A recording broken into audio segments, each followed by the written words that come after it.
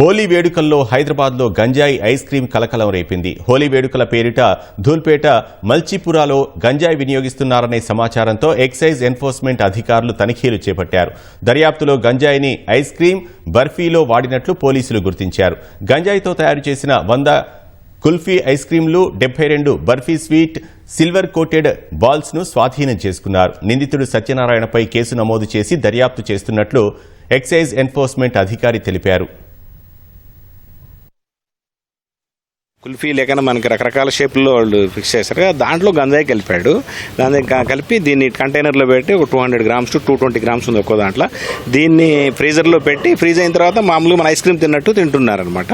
దాదాపు 100 ఈ చిన్న బాక్సెస్లో ఒక్కో దాంట్లో 200 టు 210, 220 గ్రామ్స్ కుల్ఫీలో గంజాయి కలిపాడు. దాన్ని స్వాధీనం చేసుకుని అతను అరెస్ట్ చేయడం జరిగింది.